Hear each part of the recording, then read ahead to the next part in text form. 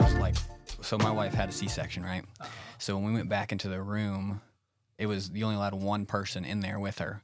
So it was me, the husband, father, right? Yeah. And then her mom, she's like a nurse. She's been a nurse for like 15 years. Yeah. And she knew what was the ins and outs of what was going on. And so she was kind of like, I'm kind of torn on this decision. But anyway, so she chose me, and I'm thankful for it. Yeah. Took me back, right? And then we're sitting there, and she had a rough kind of like emergency situation, right? Yeah. So she had to get she was on a whole bunch of anesthesia, and then whenever they delivered our baby, and she goes into like some kind of shock or something where she got real pale, right? And then she's like getting really cold. She's kind of telling me what's going on, and then the nurse or somebody came back, right? And so they open up those big curtains. And then I see, and it's just like a whole bunch of blood, like everywhere. And I've never had problems with like being faint and stuff like that with blood. I see all this, and then I'm like, whoa, hold on. Yeah, I got lightheaded, and then I shouldn't have said anything, because as soon as I said something, the nurses were like, oh my gosh, we got to handle this, right? So they give me like water, the towel for the head. They bring in a wheelchair, right? Yeah. And they wheel me out of there. And so to this day, my wife will always say, I'm not choosing you for the next kid. I know exactly what you're talking about. I can sometimes be sensitive to that stuff, and Meg's mom has been with us for both kids, Carol, and I usually I'll like say, hey, Carol, can you step in? This is not up my alley. So actually the last kid, or Ellie, when we were having Ellie, Meg had to get an epidural, and they missed the first time, and then they missed the second time. And then I got lightheaded, but I was not nervous. They're like so conditioned to it. I feel like they know, like, have a seat. But yeah, if I went through what you're doing, I would probably be like, hey, I'm going to go sit down. Can me and Carol swap out? So, yeah, I've always been sensitive to that stuff. No, yeah, it was just a weird situation, man. How long did it take her to recover from that? Oh, brother. So we were in the hospital from, I think she was delivered on a Friday or Saturday, and we were at one hospital for like 2 to 3 days. It was a little rural hospital. Have you ever heard of Breeze, Illinois? I have, yeah. So there was a hospital in Breeze we went to, and then she just had too many complications, and she wasn't really getting better, so we transferred her to Springfield. And so we get to Springfield, and this is after about 2 days after delivery. So we get to Springfield, and then within like another 2 days, she is like, so she went from like 130 to like 180 with baby and everything. And then after she delivered, she was weighing more because they were pumping her up so many fluids. And so we went to this other hospital. They got her off the fluid, so she lost her weight, was able to like feel better, and then start moving around. So it was like 3 days after we left that hospital, we went to the Springfield hospital, and then it was completely different. So we just think that smaller hospital wasn't equipped to deal with like that type of situation. Had the experience. Yeah, and so all in all, it was probably after delivery we left probably a week later. So we were there. I was sleeping on anything I could find, right? And then her mom was there the whole time too. And so we had newborn, trying to figure out how to sleep. Not even just with having a newborn not being able to sleep, but trying to be able to sleep at a hospital for a week. And then she had her first like checkup appointment while we were still in the hospital. So it was like, it was crazy, man. And then my wife wasn't well enough to like go to the first appointment, so that was kind of sad. She was still bedridden and trying to get back on her feet and moving and stuff. But I can imagine. Yeah.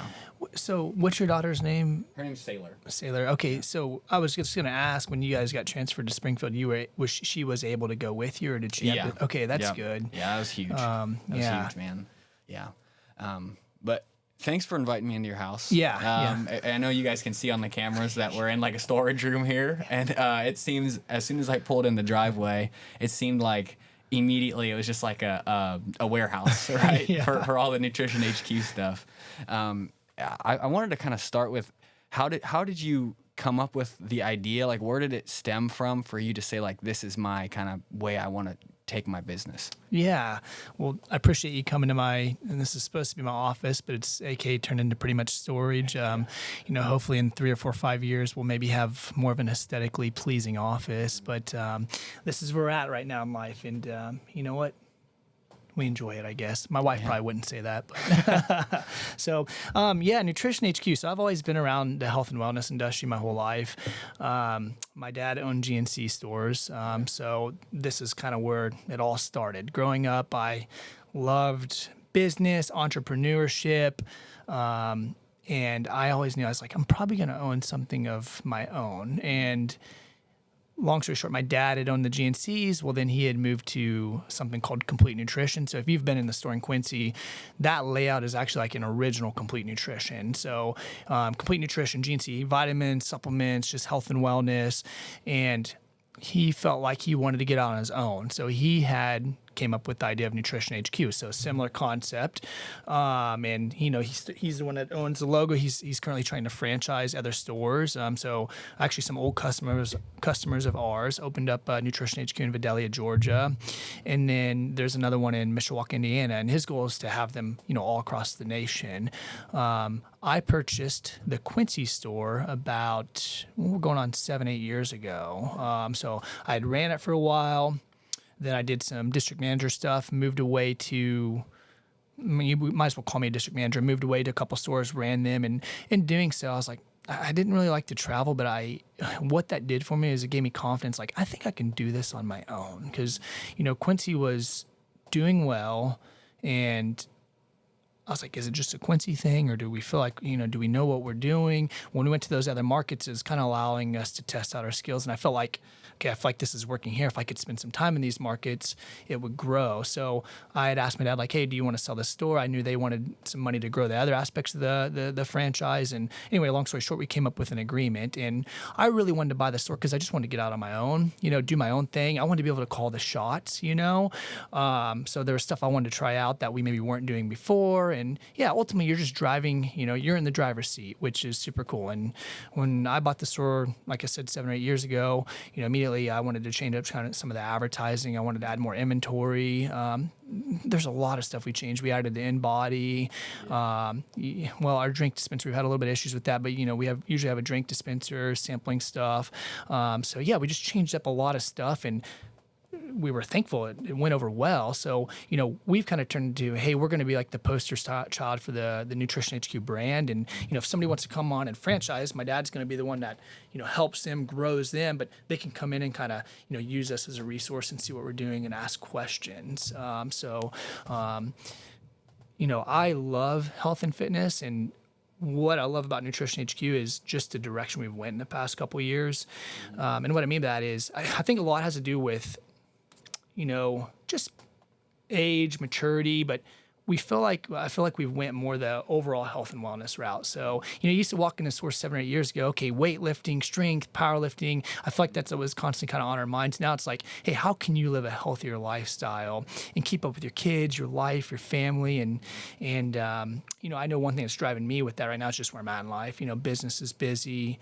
I have 2 kids. I mean, that is been one of the most challenging things with business, adding kids into the mixture, but also, being able to take care of them, keep up with your health and wellness, and it's challenging. So, but what it's done for business is it's made me be way more relatable to people that are going through that, people that are coming through the door. Yeah. And so you started, your dad was calling the shots, right? Mm-hmm. Yeah. So were you working in the store at that time? Yeah. Wanting to kind of say, okay, I like this and this, but maybe I want to change some pieces to it. So when you first took over, was it more than you expected? Like behind the scenes, all of that, or did your dad kind of prepare you for that? Yeah, that's a great question. There was some stuff that I was like unaware of. Taxes was kind of something that kind of caught me off guard. I was aware of taxes, but I didn't understand all of them. But I felt like I was pretty prepared because even though I was running it, not owning the store in Quincy, I felt like kind of ran it like I owned it. I wasn't doing payroll. Let me rephrase that. I was doing payroll in the sense like I was managing time cards, hours, and all that stuff, but I wasn't actually physically processing payroll. I wasn't doing the bookkeeping, but I have a really good resource for bookkeeping. So her name's Steph Hall. She's a stepmom. It's my dad's ex-wife, and gosh, she's been in my life since I was in 2nd grade. So, and we've just stayed connected, even though they're no longer together. And so she handles all my bookkeeping, payroll, and she's really good at what she does. So, she doesn't do it really. I don't think she's taking on new clients, but she kind of did it as a favor for me to get me started. So, So you just kind of connected resources, and I think one of the big things with entrepreneurship and leadership and growth in terms of a business is surrounding yourself with people that do things better than you do. And so have you kind of struggled with that, or how do you maintain that? Because from what you were saying earlier, you're a big visionary and you want to like try new things. And do you struggle with realizing like, oh, maybe I'm not the best at this? Or has that been something easy to you of like, hey, I know a guy that might be a little bit better at this. Let me connect with him and make this thing kind of go in the right direction? Yeah, that's a great question. I'm like a sponge. So if I see somebody doing something like super successful in the community, I love to be around them and I love to ask them questions. I could probably drive them nuts. It doesn't matter. Like I can really appreciate when business comes in and takes off. Like I love seeing that stuff. I'll ask them questions. If you want to talk specifically about health and wellness, I mean, anytime I travel, like I usually try to hit up whatever local supplement shops there is and see if they're doing something that we're not. When I talk to vendors, I'm like, hey, you've been in the store. Like, what do are you doing anything? You're seeing them do anything else we're not doing?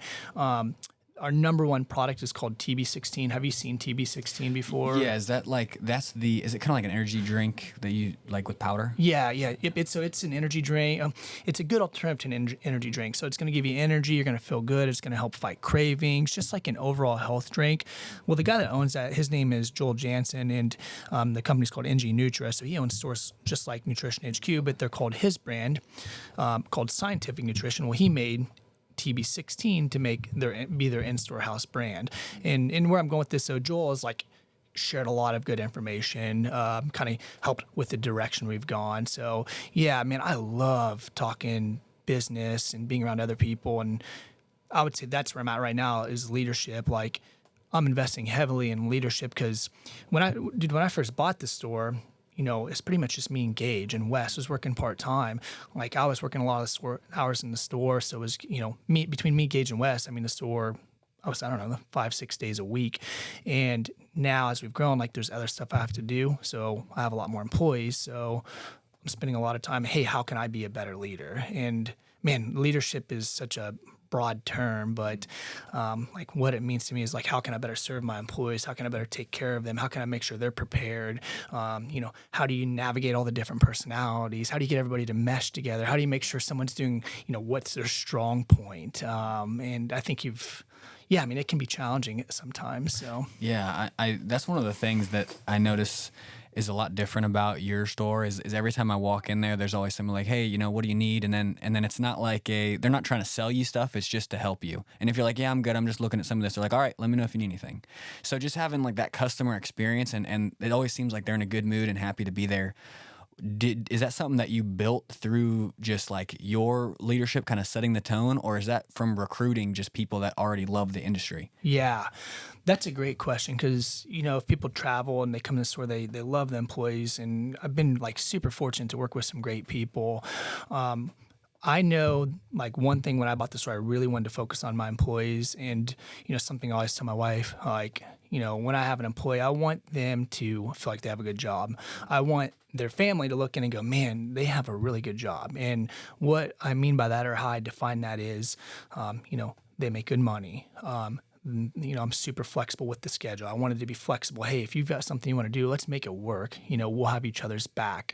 I wanted to add benefits. So I just wanted them to feel valued,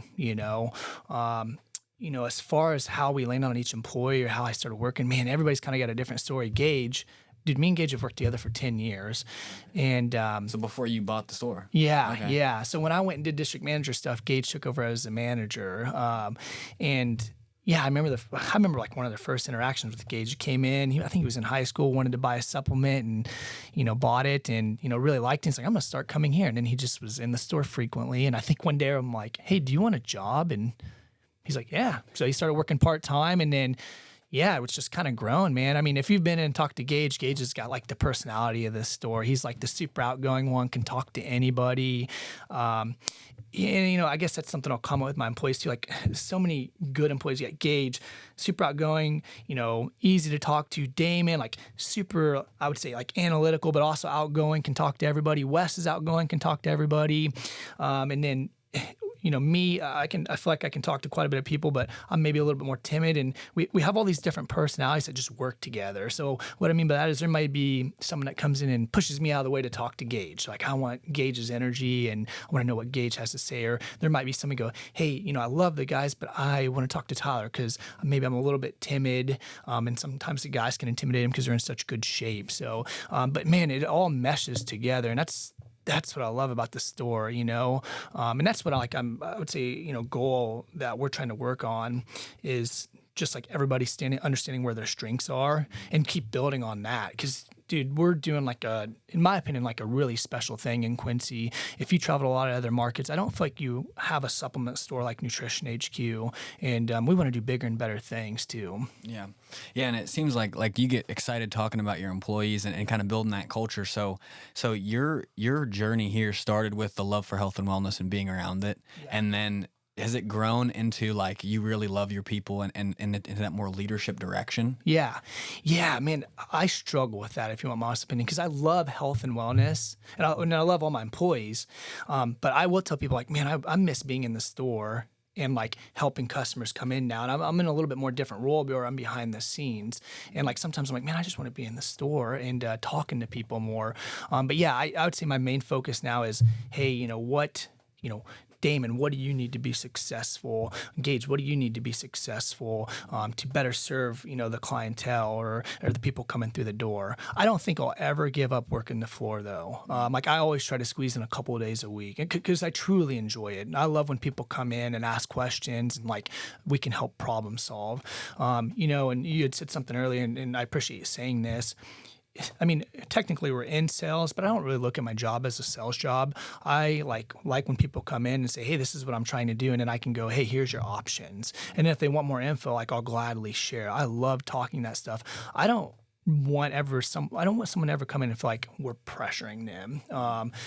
I just don't. I don't know. That's just not the way I'm wired. I think people will naturally come. If I can help them find a solution, and if that even means they don't need to buy a product, that's fine. But in the future, they can come back. I'm sure there'll be a way for them to support us. So, yeah, that's a testament to just helping people and just wanting to build that relationship and not just sell something, which I think is kind of sales gets a bad rap for that side of it.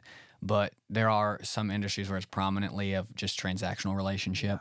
And that's and so in the health and wellness industry, when you look at it big picture, do you find that in stores, or is that something that you think health and wellness does a good job of not allowing that transactional relationship to happen? That's a great question. I think it's pretty transactional. Overall. Yeah. If you're talking about, I'm narrowing down on specific supplement like supplement stores in general. I think a lot of them are transactional, I don't think we're that way, but I think a lot of them are trying to sell, and they're concerned with, hey, what's the average ticket sale? How many items can I sell them? And that's just not the way we're wired, I want people to get what they need, and if there's a better alternative that we don't have, I would rather send them and just, serve them down the road. I'm thinking online too, sometimes I see, by no means this is everybody, but like when you see some fitness training programs, I feel like they're kind of pretty transactional and they're not very personable. There's a time and place for them, but I do think the health and fitness industry can be pretty transactional and not as personable, in my opinion. Yeah, when you look at some of those programs, and I've seen people kind of break it down, and if you don't have the knowledge off the top of your head, you don't have to answer it, but there's they try to categorize people into different body types. Have you seen this? Yeah. Where it's like endomorph and ectomorph. Yeah. What is that? Just like a pseudoscience that people are using, or is there any kind of system that you acknowledge that general people can follow, or is it very personable? Yeah. Okay. How do I want to explain this? I don't want to get in the weeds too much. Okay. I do believe you've got your different body types. Okay. Like I think my body type is I can naturally stay leaner. Okay. There's some people that can put on muscle. I feel like easier, but I think this comes into play when time and place. So I always tell people whenever I'm helping somebody at the store, like I like to look for low hanging fruit. Okay. So I feel like there's some basic stuff that we can do. Okay. That can take you quite a ways. Okay. Now, when you get farther in your fitness journey, or depending on what your goal is, okay, like I think of Damon that works for me, he does bodybuilding shows. Like he's got to be more particular. He's got to really watch what he's doing. But someone that's just going, hey, maybe I want to lose weight, and they're overweight. I don't think they need to get too caught up in stuff to start out with. I think, just moving more, drinking more water, portion control. I think they can do really well with that. Now, to answer your question, there is a time where your body type does come into play, okay? And so let's see, I'll use an example. Let's say someone's like, I want to lose weight, okay? And this is a little bit more thorough. There's a general system to go, hey, let's create a calorie deficit, okay? And then what makes up your calories is your protein, your carbs, and your fats, okay? When then you get into your body types, maybe someone is more carb sensitive, so they can't handle as many carbs, okay? Maybe someone needs less protein, okay? So that does come into play where you adjust those, but I think that's a little bit more advanced in what people need to do to start out with. And, once you start to plateau out on your fitness journey, then maybe that's where you can kind of get a little bit more particular about that stuff, if that makes sense. A little more dialed in, kind of down the road. Correct. Because at the start, and life is like this in a lot of different ways. If you look at like savings and retirement, or even through like health and wellness, it's just like, like you said, calorie deficit, start from there, kind of figure out where you can play in that range. And then after you start to see results, keep going that path. And when you get to a point where, all right, I'm not seeing as many results, now it's time to fine tune kind of where you're going to go.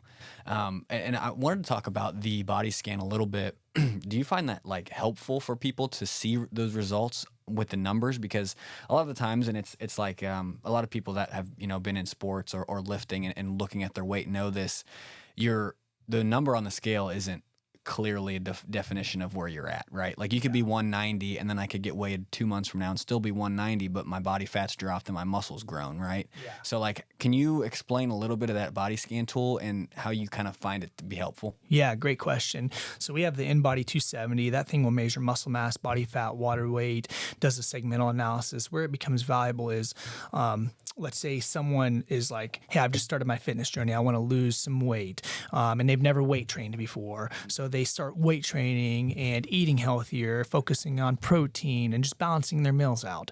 And then maybe, they get a month down the road and they've lost, 5 or 10 pounds. Well, if they haven't ever weight trained before, they probably could respond really good to some resistance training. So they're probably adding muscle.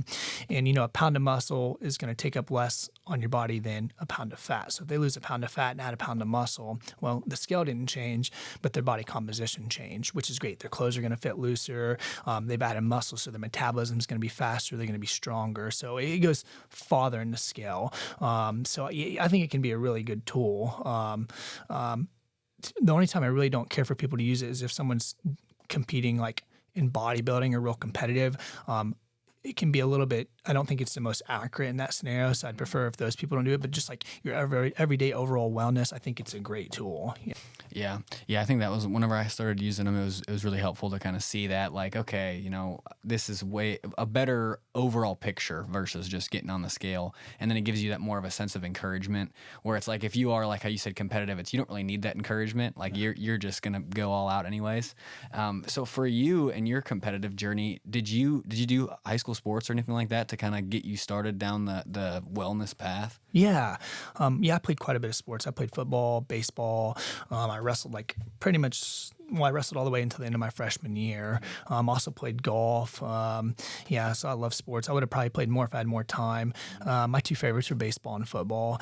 And that's definitely when I started weight training and thinking more about health and wellness, preparing for sports. I always tell people, another client I enjoy helping is younger kids like 16, 17, even 15. I wish I could go back and tell them like some stuff that I didn't know at that age. It's like, and it's such simple stuff. Drink more water, eat more calories and eat more protein. And, you put all this work in the gym.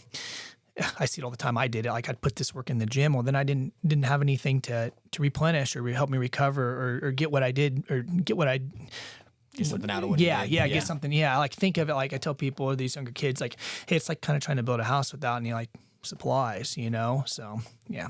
Because when I was in middle school, I didn't do sports until I was probably 14. I started doing basketball, right? And I was always a little chubby, a little overweight. And then I think at 14, I was probably like 220. And I hadn't hit my growth spurt yet, so I was probably like 5'8" or so. So I was a little pudgier kid, started doing basketball, started losing all this weight, and then, hit my growth spurt, and then I probably was down to like 170 after like 2 years or a year and a half or something. And but like what you said, I wasn't used to like being out of the house as much. So when I was out of the house playing basketball all the time and then coming back, and then I would just like eat like peanut butter on bread or something, you know what I'm saying? Something real bad. And then I would just feel depleted and more depleted. And I think, going back in time would be pretty sweet to be able to tell yourself that, man. Yeah.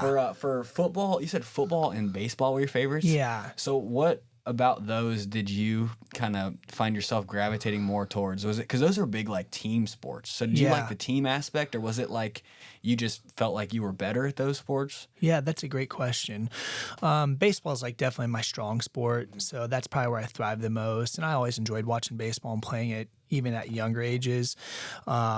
That's definitely where I shined most, and it probably came to me the easiest. Football, man, I loved football. That's so tiny. I mean, I was, no joke, 110 pounds my senior year of high school, like so tiny. So, I had a good time. I definitely wasn't my strongest point or sport I started, but I wish I could go back and weigh. Like, I'm like, man, it would be so awesome if I just weighed like 150 or 160. I did enjoy the team aspect. All my friends played. Baseball. I mean, so I'm from Iowa, and in the summer, that's when baseball happens. So I remember my sophomore year, I decided I wasn't going to play baseball. And I was like, I'm going to work every day. And I did. I worked at a fireworks stand. That was like my first job. And I worked a lot. And then I just regretted it that summer after I was done working. I'm like, man, I miss baseball. I miss doing this in the summer. In the summer, you get up, you hang out, and then you go to baseball practice in the afternoon, and then your games start. And I just enjoyed, that's one of my favorite sports. But, batting practice, traveling on the bus. I don't know. I just really, and we had a really good baseball team my junior and senior year too. So that made it fun. We were winning. So winning is always better. Winning is always better, man. The program is way stronger. You have more community support. Yes. So with your kids now, you kind of mentioned that battle of sports and then like working and that kind of thing. As they, get older, do you have any sort of hopes for them in sports, or is that something that you're kind of letting them kind of choose as they get older? Yeah. I really like that question. My wife, I'm big into the outdoors too. Our son's name's Hudson, and then our daughter's name's Eloise. And my wife's like, what are you going to do if Hudson doesn't want to be in the outdoors with you? I was like, it's fine. Whatever he's into. I don't want to push him. Same with sports. Hudson, if you've been around my son, is extremely, extremely active, full of energy, very wild. He needs an outlet to burn off energy. So we are going to sign him up for some stuff. I think we're going to do soccer this spring and let him do some running and get some energy out. So we'll see. I don't know. I could see him going either way. He loves he's a boy, 4-year-old boy, mud, dirt. He loves tractors, trains. So I don't know. We'll see. I definitely won't push him to. I would like if he does, but I have this suspicion that Huddy is not going to be into the outdoors as much. And then Eloise, our daughter, who's 6 months old, is going to be like attached to my hip. And that's probably, my wife hates to hear that because my wife wants a girly girl to go do her nails with. And, I'm sure my wife's going to struggle with that if Eloise wants to follow me around. So yeah. So so at some point, and I had somebody tell me this is that the daughters will be daddy's girl at some point and going everywhere with them. That's kind of our daughter's kind of getting to that point where she's kind of gravitating towards me sometimes, and then when she wants something else, she'll go towards mom. But yeah, man, that is kind of a struggle because it's like you mentioned baseball and football, and it's like you really love those sports. And do you still keep up with like you in MLB and NFL and that kind of thing too? Yeah, I used to be like love watching professional sports and baseball. To be real transparent, I haven't followed much of it the past couple of years. There's a lot going on. Well, I'm a Cardinals fan, and they haven't been very good. And then football, I'm always like so excited for football season to start, college football, NFL, and usually we just end up being real busy. I don't get to catch as many games. But I do follow the NFL the closest. I like watching hockey. I never played hockey growing up. So I'm aware of what's going on in sports. Baseball, not as much as I used to. Yeah, so you don't have necessarily like professional aspirations for Hudson. Oh, Or is that, what I'm talking about? Like some parents are very like, yeah, I know exactly what you're thinking or saying. And my wife will probably laugh at this. I don't think my wife has an athletic bone in her body. So I think the chance of our kids, playing any professional sports is going to be highly unlikely. So yeah. Yes, but you kind of get that road that some parents go down of like the travel and then school and travel again. And you kind of mentioned it too. So if that's the direction that they want to go, I'm guessing that you'd be fully supportive of that. And then if not, are you kind of talking about your experience with baseball of missing that summer? Are you still going to be at least kind of like, hey, my experience, like I don't want you to miss out on doing this type of stuff? Yeah, I will definitely probably encourage him. And when they're younger, you're the one kind of signing them up. So, and my goal is to be outgoing with him. And, I didn't do this much last year, but I played golf and I used to take Huddy over to the putting green all the time because we live right there right by the KC. So I'd take him over there and let him putt, just trying to get him involved with that stuff. I know exactly what you're talking about with parents sometimes can take it almost more serious than the kids. And I know a lot of parents love that. They love being the softball or baseball dad or softball dad. I think I would enjoy that. So we'll see what route he wants to go. So yeah, it'd be tough just with the business and everything else, man. How do you kind of manage that now with them being little? Still, it's a little bit tougher than when they get to be like, okay, I can make my own food and do my own stuff. How do you kind of manage that time? Yeah, I would say I'm not the greatest right now. I spend a lot of time at the store. I say earlier that I wasn't on the floor as much, but I still go there and check in a lot, help, unpack orders. We get a lot of pallet orders, bring them home or to our storage unit. I just have a lot of paperwork. So my wife is a trooper and I would say she's the backbone to the family. She keeps everything going and is great with the kids, does bedtime. So I'm working on that though. And what, I know Payne. Payne works with me or we work together. And have you ever heard of the book called Traction? I think so it's basically a book about leaderships and structure in your business. So when I bought the business 7-8 years ago, we just got way bigger than what I ever thought we would get, which is awesome. But I don't feel like I had set us up to be this big. So now I'm going backwards and trying to create more systems and structure. And I say we, I have a leadership team, but, and this book Traction, I keep picking it up. For the past 3 or 4 years, I pick it up every 6 months. And, I want to try to implement some of that book at the store, and where I'm going with this is with that there'll be more structure, so maybe I won't have to be as involved. Okay, everybody will know their responsibility and where they're thriving and their expertise, and then I can kind of see what I'm doing, and we could delegate it and spread it all out, and we could add more employees if we felt like it was right. So with that being said, I'm hoping I can get some more freedom in regards to time, but also, we have big plans to do more stuff too. So me and my wife are excited. She just started staying home. Well, she's still working part-time, but within the next couple months, hopefully she'll be stay at home with the kids full-time. So yeah, that does seem kind of a direction that I hear a lot of people going, just with how outrageous daycare costs and all that thing is going, especially if you got 2 kids, it's that's a whole nother mortgage, it's pretty wild, man. And so you mentioned that book Traction. So is that kind of the plot of that, or the theme of it, I guess? Is that just about setting yourself up to succeed, or what's kind of the message of that book? Yeah. It just talks about they had several examples hey, we've grown and we've done really well, but we feel or we want to go to the next level, but maybe we're stuck. We don't feel like we can make that leap, okay? And we have some really cool plans at the Quincy store. So I think that's definitely how we feel, Again, when I first bought the store, it's 3 employees. We're over 10 now. So, when we first started, I would just work more. Well, you start to cross a point where you can't work anymore. You're too tired, or you're working all day, every day. So that's where you need the structure and the guidance within the book. I like it too. It kind of, word do I want to say? It kind of hones you in on like, hey, what are we focusing on? Who are we, and what do we want to do? And it kind of, answers those questions. Okay, so A mission. yeah, and then everybody can see it, and everybody's bought in on it, and we do it together. Like I want my leadership team to be involved with it, and we come up with it together. So yeah. So when you first kind of started to take a lot of those responsibilities on yourself, started working all those hours, was that something that you didn't think about as being an issue, or what were some of those kind of early hiccups that you had to deal with, and how fast did that growth really happen for you in the business? Yeah.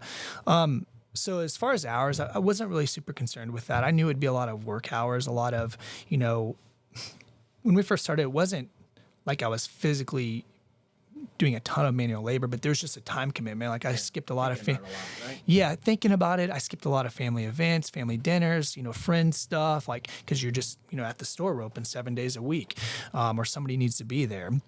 Hiccups.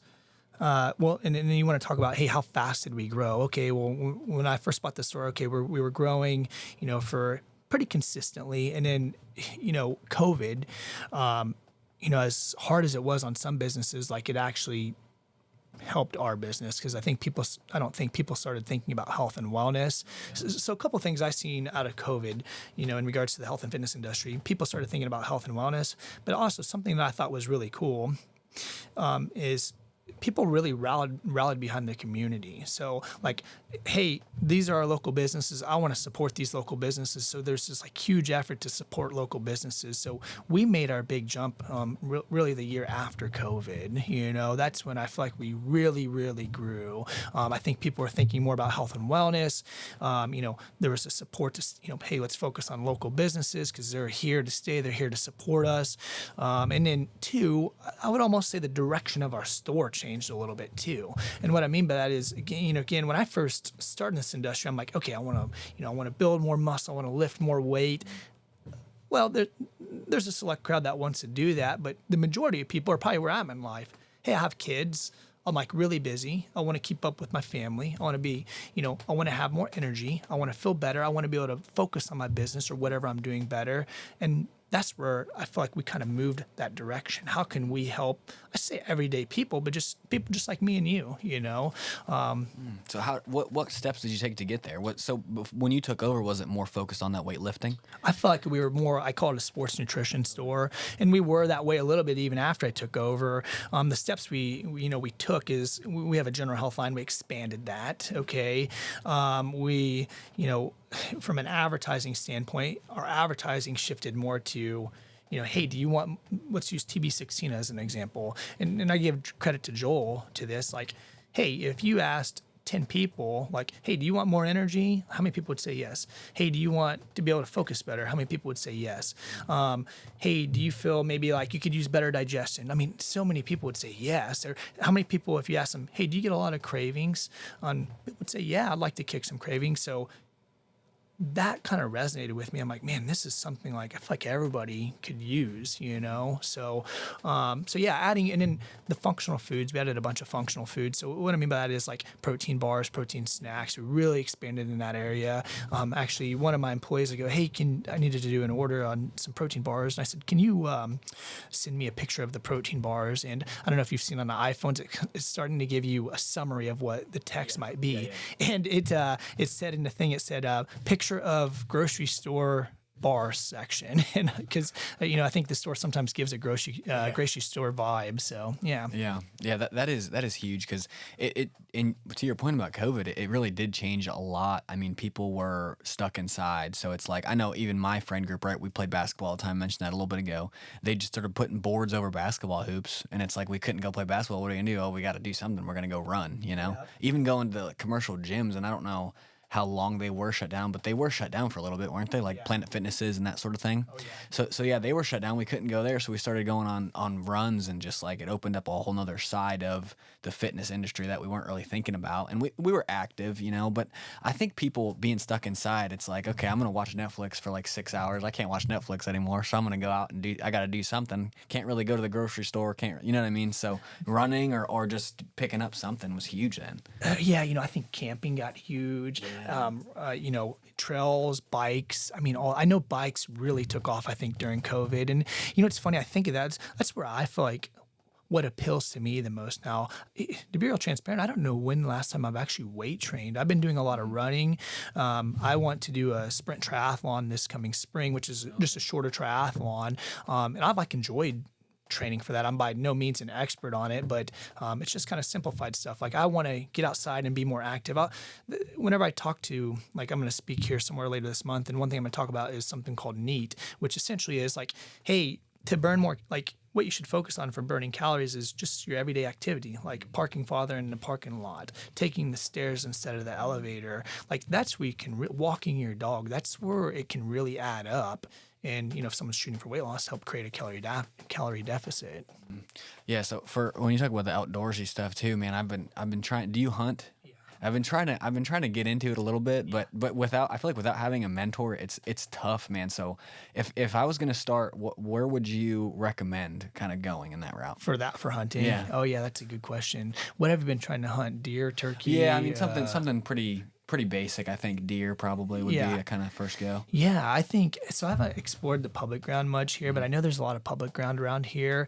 I think just really, this time of year coming up, the spring is a great time to go look for next year. So get in the woods and kind of march around. You can see where the deer have been.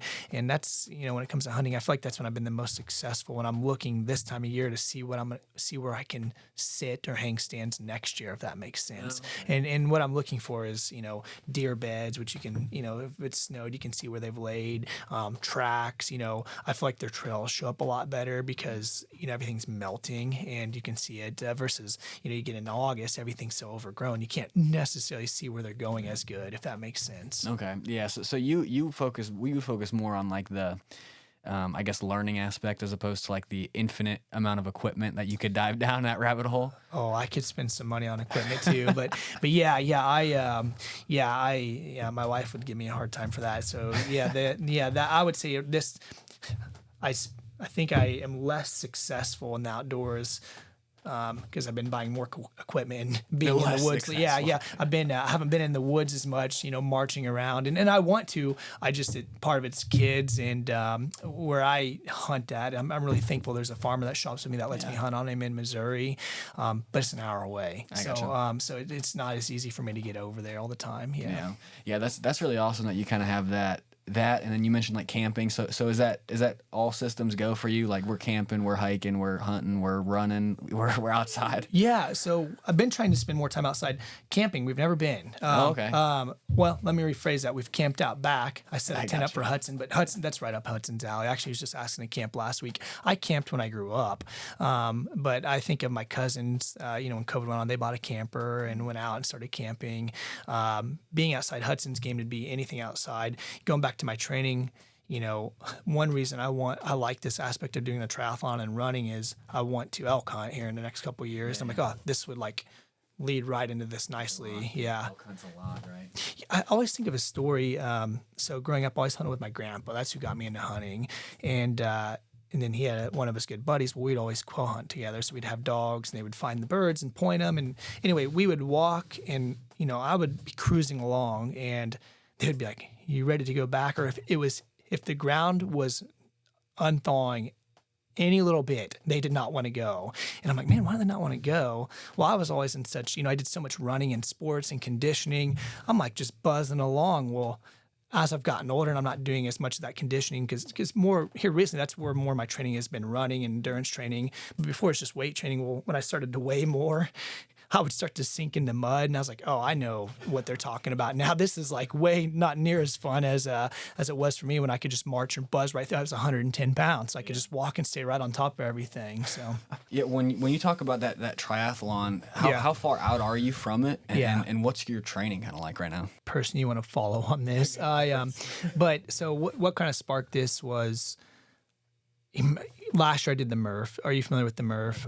So it's a workout you do in remembrance of a Navy SEAL that was killed in action, and you run a mile. You do 300 sit-ups, 200 push. No, I'm sorry. Let me rephrase that. 300 air squats, 200 push-ups, 100 pull-ups, and then you run another mile. And you're supposed to wear a weighted vest. And I did that just, I have some friends that do it. A lot of people do it down at Q-Town, and they're like, oh, you should do it. And I ended up doing it. I really enjoyed it. Like I liked the community aspect. It's open to the public. They all, a bunch of people went down and did it. And that actually snowballed into a whole, they called it a hero week, where you did a workout in remembrance of somebody killed in action every morning. We did it around, I think, 5 a.m. And it was pretty cool. Like the app, I'm looking at my hand, but we had an app called, I think it was called Train Heroic. And then each morning or at midnight, they'd release the next workout. And then they would give a little background about who is in remembrance of. So anyway, when I trained for that, I pretty much just ran, did pull-ups, push-ups, and air squats. And I was like, man, I love how simple this training is. And to be real transparent, just chat GPT, like, hey, I'm going to do the Murph this time. Can you give me a workout? And yeah, I enjoyed that. Well, this year I was like, I just want to do something simpler. And some customers are coming in. I'm like, you know what? Maybe I'll do that. And I don't even have a bike. I need to buy a bike. So I've just been running, and then a friend of mine at the store was like, hey, do you want to do this with me? And he's like, yeah, I'm in. And so then there's one in Quincy that I think we might hit too.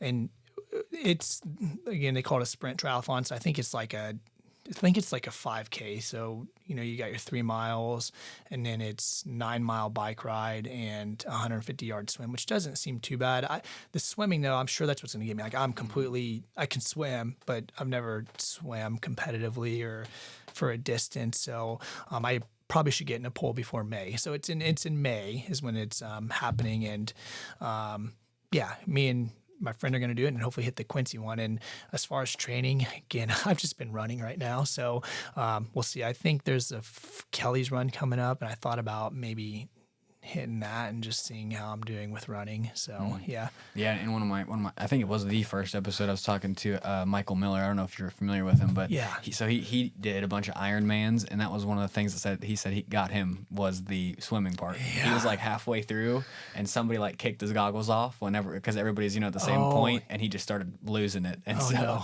he said he was starting to panic and stuff. But yeah, swimming is not my strong suit either, man. I could not do it competitively whatsoever. That would be interesting, man. And so you mentioned some of the community stuff going on. What kind of stuff is NutritionHQ into in the community? Do you guys? I heard you guys have like a ladies' night coming up this month, and yeah. And what do you guys? Where do you find like your pride in like the community? Yeah, I really like that question. So we have an ambassador program, and bear with me for a second. I'm going to take you on a little journey, but our ambassador program or affiliate program is people that represent us, and they're like, hey, I love what you're doing and I want to be a part of you. And these are people that typically have shopped with us for a while, and they've had a really good transformation, or just like really good people. And with that being said, we were getting a lot of requests for it, so we went and redid it. We were like, hey, we need to redo this. We need to create more structure. So me, Gage, Damon, Wes, Payne actually helped to facilitate, redid the program. And we want to be able to tell, and anyway, in doing so, we were like, we need to be able to tell people what we stand for. And what we stand for is 3 things: community, kindness, and wellness. And I love this because, what community means to me or us is having this community of people that can support one another in the health and fitness industry. They can be a resource. They can help pick people up when they're down, or, hey, this may be a silly question. Well, we want to be able to be we want them to ask us that question. It's not a silly question. We want them to feel welcomed. Also, though, in the community, we want to give back to the community. And that's where I can tell you the last year, I've probably felt the most fulfilled. Like, hey, how can we give back to the community and help our neighbors out? So, last year we did a day with Sleep in Heavenly Peace. They have a chapter in Liberty where they build beds for children. We jumped in on a public build, but with our intention to host our own build. And then kind of going back on those pillars, we want to build more on that community aspect, but then you've got wellness. So realizing that wellness looks different to everybody. Okay, maybe for one person, maybe you're doing jiu-jitsu. Like, I know that's what you do. For another person, maybe doing a triathlon. For another person, it may be being able to walk up and down the stairs. So being aware of that, everybody coming through a door has probably got different goals. And then the last thing is kindness. This is the one that stands out to me the most. I think it can be so intimidating to get started in the health and fitness industry. And we want people to know, hey, we're here for you. We want to be your support system. So we built on those, and a spinoff, or we've been speaking about those a lot, but a spinoff of that is going back to community. We are hosting a ladies' night. This is our second year doing it. What started this is we have a lot of girls that shop with us, and friends are like coming to me and going, hey, you guys are great. If you've been in the store, it's pretty much all guys, but sometimes the females or ladies don't want to talk to stuff that maybe they're going through or that you can't relate to. It's more personable. And so like, hey, it'd be like a cool place, cool if you could host something where you guys will not be, and they could come and feel safe and ask these questions.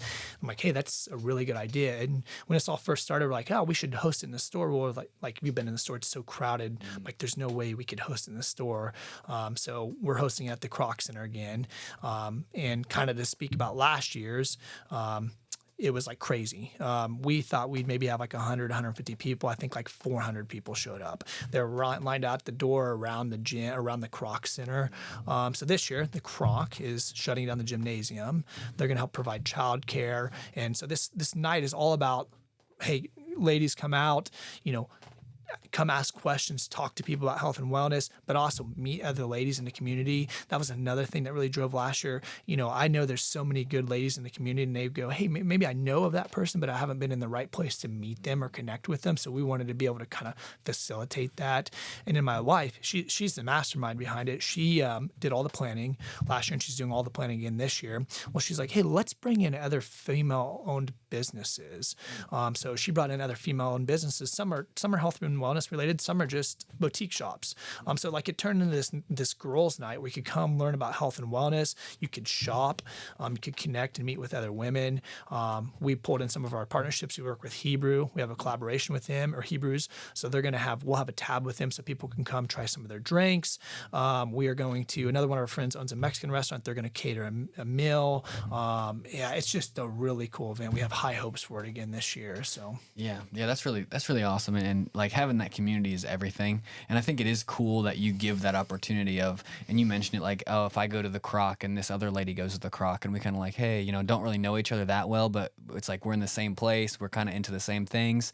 Both shop at NutritionHQ. Let's go down to this ladies' night, get some coffee, get some Mexican, hang out, and talk a little bit. So providing that opportunity is awesome, man. To kind of wrap up, I wanted to look at some of the bigger picture with the health and wellness industry. Is there anything that you would want to address in the larger space? Like, is there any practices that you're not a fan of, and where do you kind of want to see the industry go?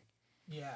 You mentioned it being transactional a little bit, not as personable. Do you think that's kind of a route that overall the health and wellness industry should strive for? Yeah, I mean, I think it should be. I think there's sometimes you get people that want to make a quick buck in the health and wellness industry. But I would say just somewhere I want to see go is, going back to earlier, I talking about low-hanging fruit. Like I hear this a lot. People get advice, and I feel like they're giving advice on something that they need to do that's like doesn't align with their goal. I feel like giving people some basic starting points, some stuff to help them be successful. That's a route I'd like to see.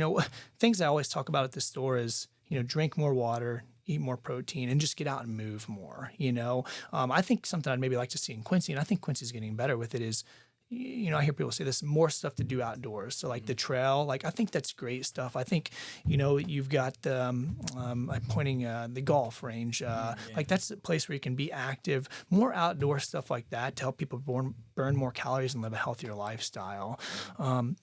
It's a good question. Is there anything that I strongly disagree or I'd want to see go a different way? Man, there's nothing ringing a bell like off the top of my head. I think you answered it of the trying to make a quick buck and just having it be less transactional. Yeah. And yeah, I like that you kind of mentioned is we're getting away from just the gym rat strength training people and just, okay, these are your typical everyday people, and they still need something in that wellness category too that might not be as intense as like, oh, here's your jug of protein. Yeah. Yeah, I think of that. So like you've got your crowd that appeals to that, and like I love those people. Some are my best friends, and when I think of the supplement industry, I read this book called The Customer Service Revolution, and it talks specifically about supplement stores. It's like, hey, what's one of the biggest challenges with supplement stores? Well, who works there? Well, it's these younger guys that are 21, 22, 23, 24.